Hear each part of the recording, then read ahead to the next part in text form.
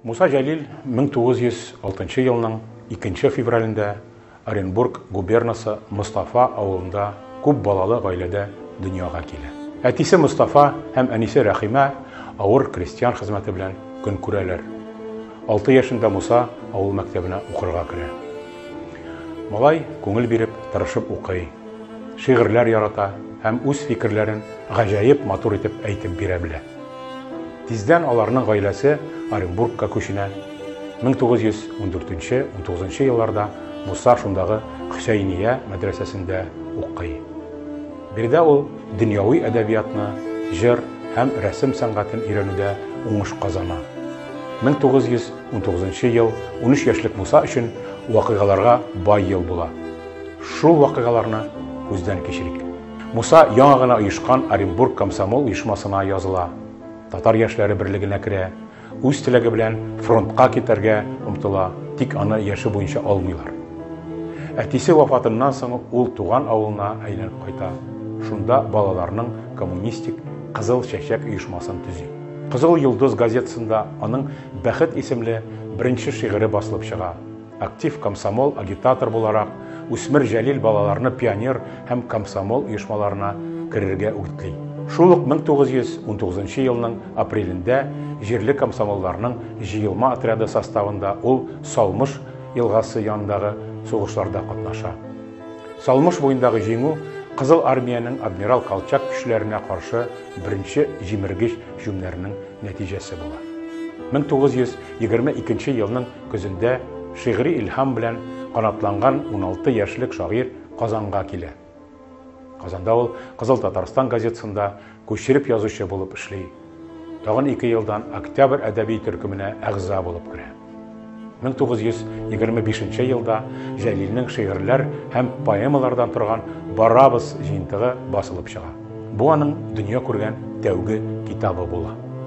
1927-31 елларда Муса Жәлил Мәскәү университеты этнология факультетының әдәби бүлегендә укый. Политехник музейга Маяковский чыгышларын тыңларга йөри.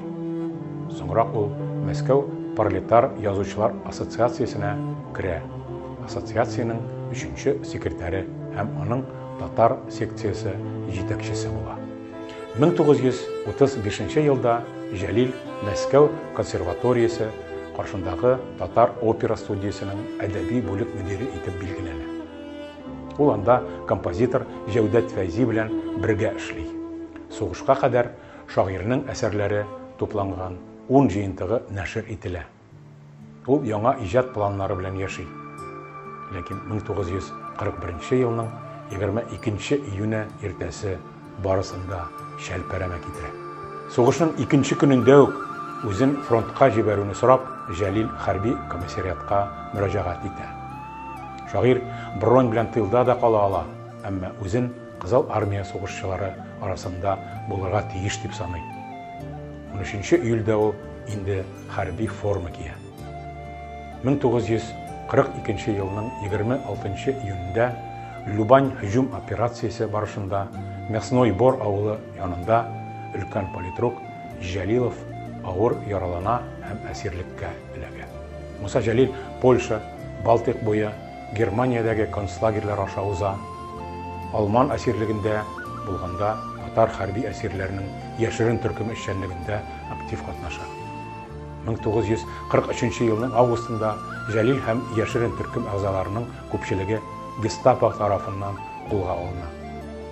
1944 елның 25 августында ул 10 көрәштәше белән бергә Берлиндагы Плотцензей төрмәсендә җәзалап үтерелә. 1946 елда элекке хәрби әсир Нигъмәт Тирегулов ТССР язучылар берлегенә Муса Жәлилнең 6 дистә шигыре язылган блокнотын китереп бирә. 1 елдан соң Брюссельдәге Совет консуллыгыннан 2нче дәфтәр җибәрелә. Берлиндагы Моабит төрмәсеннән аны Бельгия каршылык хәрәкәтендә катнашкан Жәлил белән бер камерада утырган Андре Тиммерманс алып чыга. Моабит зинданын кичкән тагын бер шигырьләр җыентыгын элеккеге хәрби әсир Габбас Шәрипов саклап кала. Муса Жәлилнең сугыш чоры иҗаты, аерым алганда Тупчы анты, окоптан хатлар, жинтыкларына кергән әсәрләре патриотик лирика үрнәге булып тора. Ул хәрби әсирләр лагерьларында да, хөкем ителеп 1 елдан артык Моабит төрмәсендә үлем җәзасын көтеп утырганда да язуын дәвам итә. 1956 елда үлгәннән соң Муса Җәлилгә Советлар Союзы герое исеме бирелә. 1957 елда Моабит дәфтәре шигырьләр циклы Ленин премиясенә лаек була. Җәлилнең шигъри мирасы күп милләтле совет әдәбиятының аерылгысыз өлешенә әверелде. Ул татар шигъриятының гражданлык яңгырашын каһарманлык мотивы белән яңартты һәм байытты. 1966 елда Казан Кремль янындагы мәйданда каһарман шагыйрьгә һәйкәл куела, скульпторы Владимир Цыгаль. 1968 елда Татарстан комсомолының Муса Җәлил исемендәге бүләге булдырыла. 1997 елда Татарстан Республикасы президенты указы белән ул беркадәр үзгәртелеп Муса Җәлил исемендәге республика бүләге буларак гамәлгә куела. Әлеге бүләк сәнгать, фән һәм башка юнәлешләр буенча Татарстан Республикасының талантлы яшьләренә бирелә.